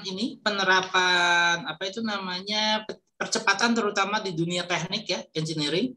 Kalau misalnya Anda sering nonton itu extreme engineering dan lain sebagainya, atau Anda itu fansnya balap Formula 1 sama MotoGP, itu kalau misalnya lihat bagaimana mereka mendesain motor dan atau mobil Formula 1-nya, itu dia menggunakan satuan yang berbeda dengan fisika. Kalau di fisika kita menggunakan meter per detik kuadrat, sedangkan kalau mereka pakai G, ya pakai satuan satuan gravitasi. Jadi kalau misalnya si rider atau si drivernya itu ini dalam dalam lomba gitu, dia itu kan akan memacu kendaraannya dan lintasan balapnya itu kan nggak lurus ya, tapi kadang dia belok-belok dan lain sebagainya. Nah, si mobil itu nanti akan didesain sedemikian rupa sehingga dia akan memiliki kecepatan yang mantap gitu ya, kecepatan yang top gitu, walaupun misalnya dia dalam curve, walaupun dia misalnya dalam lintasan yang curvy atau yang curve itu apa ya? Melingkar, belokan gitu ya, tikungan gitu ya. Nah, seperti itu. Karena kan mereka berkompetisi gitu kan untuk menjabat posisi yang terdepan gitu untuk juara. Oleh karena itu ini tadi kalau misalnya tidak direkayasa sedemikian rupa, ya dia nanti kan kelempar gitu ya. Sedangkan dia itu tetap harus dalam satu lintasan yang berliku itu ya, yang berputar itu, sehingga supaya dia tetap berada di dalam lintasan atau sirkuit yang melingkar itu ya, yang melengkung itu, dan pada saat yang sama dia itu harus mengkompensasi percepatan yang mengarahkan dia keluar, maka ya itu tadi dia harus didesain sedemikian rupa sehingga si percepatan sentripetalnya itu ya harus sekian G supaya dia bertahan seperti itu. Nah, sayangnya kalau misalnya Anda itu kalau misalnya Anda belajar biomedik gitu ya. Biomedik itu kan ini ya, cabangnya dari sekarang, kalau biomedik itu cabangnya dari teknik elektro. Itu nanti akan belajar bagaimana pengaruh misalnya kalau biomedik yang sekarang di elektro sih berkaitan dengan bagaimana mendeteksi proses-proses yang ada di dalam tubuh menggunakan elektronik, tapi sebetulnya biomedik itu kan merupakan aplikasi dari biofisika dan biokimia dan kedokteran. Itu kalau misalnya badan tubuh manusia berada dalam kondisi percepatan G yang sangat besar, itu bisa mempengaruhi elastisitas dari kondisi badan kita gitu. Kita bisa hancur gitu kalau misalnya G-nya sangat berlebihan. Karena percepatan kan berkaitan dengan F. F itu nanti berkaitan dengan stres yang dulu pernah saya sampaikan waktu itu hukum Hooke. Nah, kalau misalnya dia itu sangat besar, nah itu bisa mematahkan gitu ya, mematahkan si pengendara tersebut. Nah, itu makanya seorang desainer ini di teknik industri nanti Anda belajar ergonomi dan bagaimana ergonomi itu adalah ilmu yang mempelajari tentang modifikasi suatu produk tertentu sehingga dia lebih enak dipakai ya oleh penggunanya, ergonomi. Nah, kalau misalnya ergonomi di bidang mobil balap ini kan berarti dia harus bisa melaju kencang tapi dia tidak merasa tidak nyaman gitu loh. Dia tetap nyaman sehingga kalau nggak nyaman kan dia bisa patah tubuhnya dia. Atau nggak harus di Formula 1, di pesawat aja. Kita tahu bahwa yang namanya pesawat itu ada yang bermesin jet. Kenapa sih pesawat komersial tidak menggunakan mesin jet gitu kan? Nah, itu karena ada alasan ergonomisnya juga.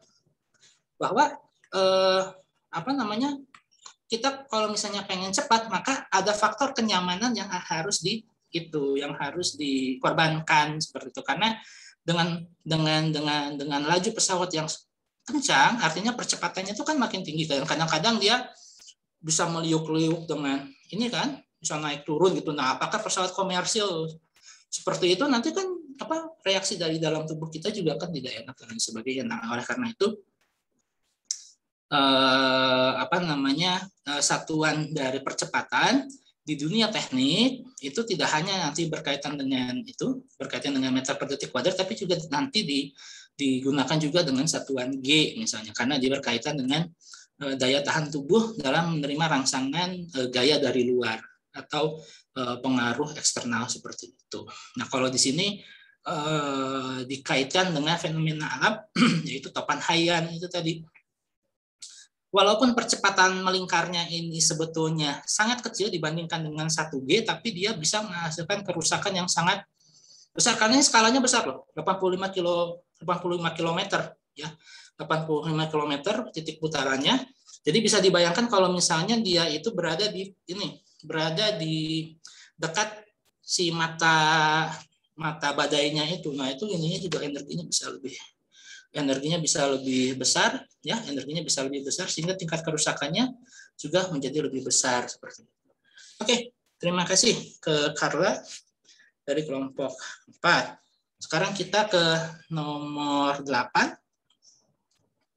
Ya, nomor 8 coba saya lihat. Kelompok 3 udah belum ya? Kelompok 3 udah, kelompok 8 udah, kelompok 7 udah. Kelompok 1 udah, 1 2 3 4. Kelompok 5 juga udah ya tadi ya. Bentar.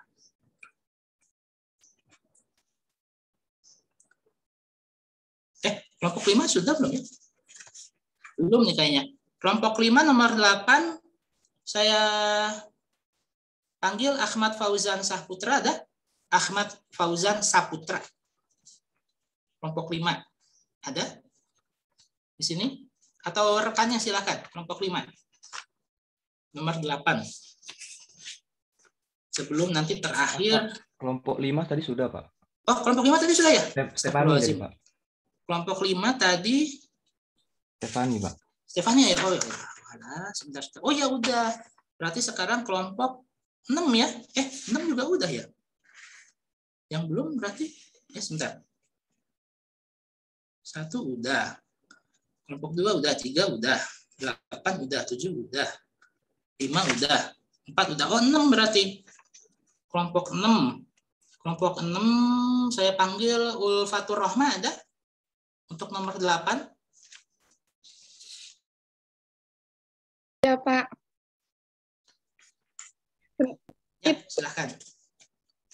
Itu Pak, filenya nggak ada di device ya, saya. Sama temennya silakan. Temennya nih. Pak, aku bantu ya. Ya, aku mangga. bantu share screen ya. Saya izin ya, Pak. Ya, mangga.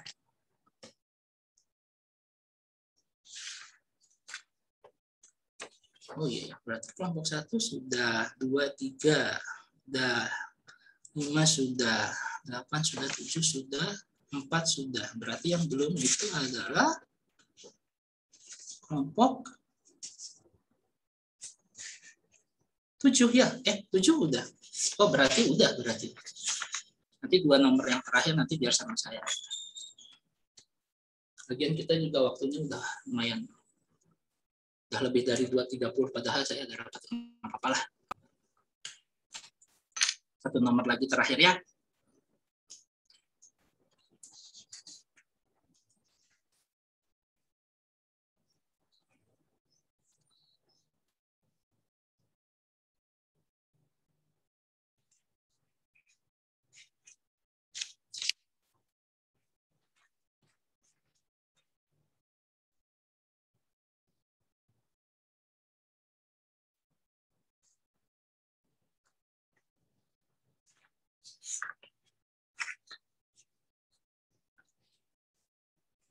Bapak maaf, katanya Anggi nggak bisa share screen, jadi diganti saya aja. Oh ya, silakan.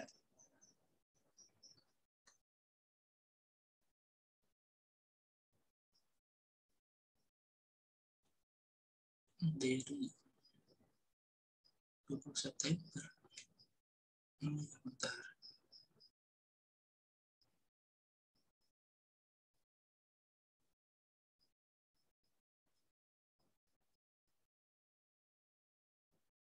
Saya mulai ya, Pak? Ya, silakan.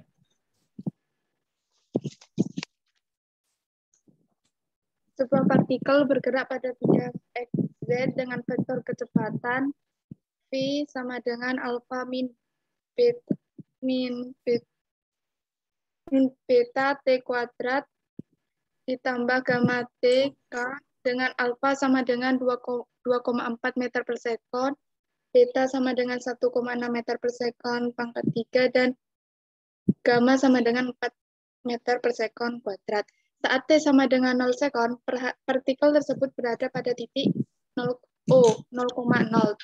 Yang pertama, tentukan vektor posisi dan kecepatan partikel pada dari waktu. Yang kedua, ketinggian partikel saat X sama dengan 0, pertama kalinya setelah T sama dengan 0 sekon. FTTM agak lebih baik. Untuk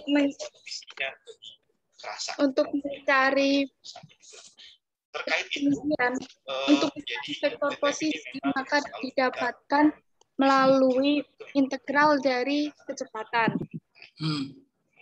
Itu tinggal dimasukkan karena R itu sebagai simbol dari vektor posisinya.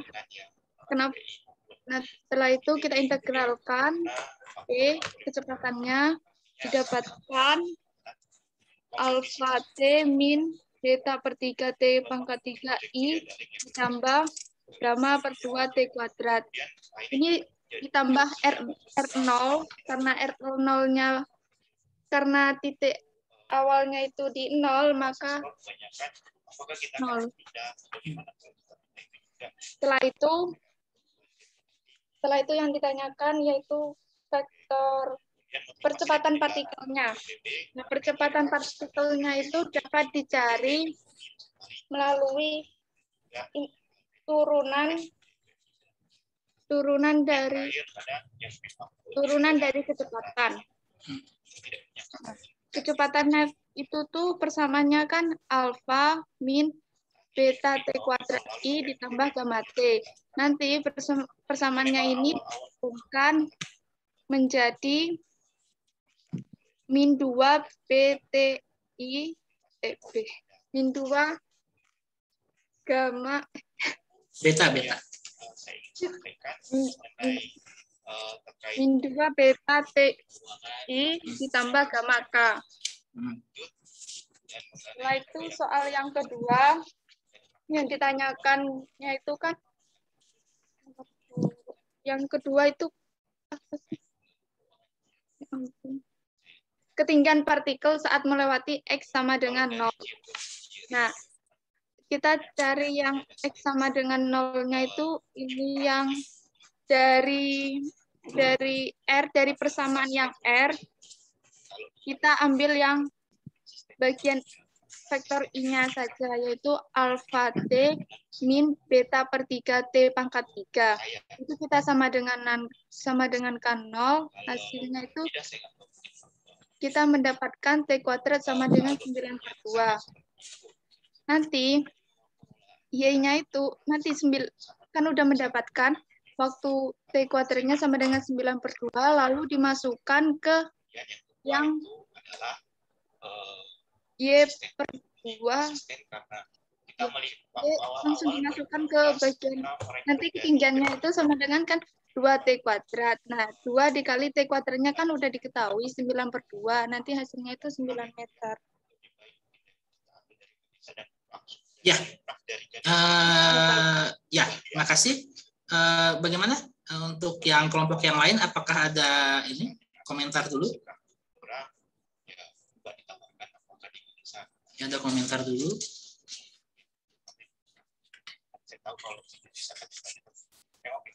Nah, ini kalau di soal ini dia itu pakai vektor satuannya ini I dengan Z ya seharusnya ya.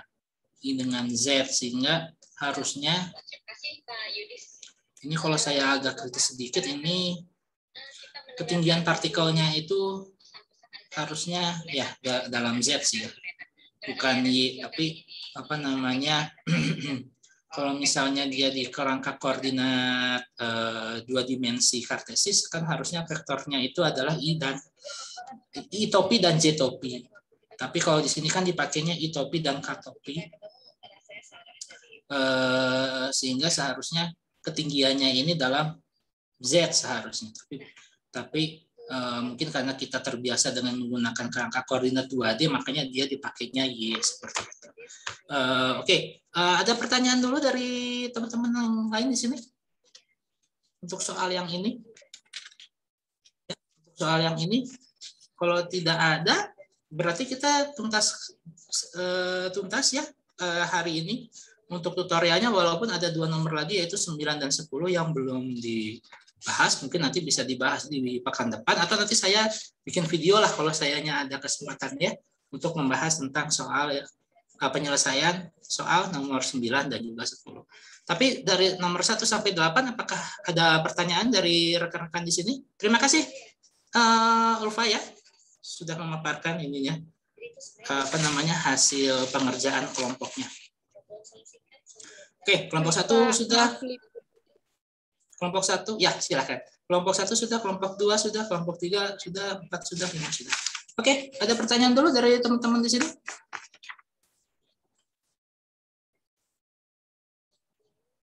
Oke, kalau tidak ada berarti kita tuntaskan saja ya pertemuan tutorial kita hari ini. Terima kasih atas diskusi yang sangat aktif di hari ini. Semoga nanti di tutorial-tutorial selanjutnya maupun di kuliah juga bisa atmosfernya juga seperti ini, supaya kalau misalnya ada hal-hal yang belum dipahami dan lain sebagainya itu bisa langsung ditanyakan daripada nanti keburu salah satu ujian seperti itu. Oke, kita cukupkan. Terima kasih. Saya stop recordingnya.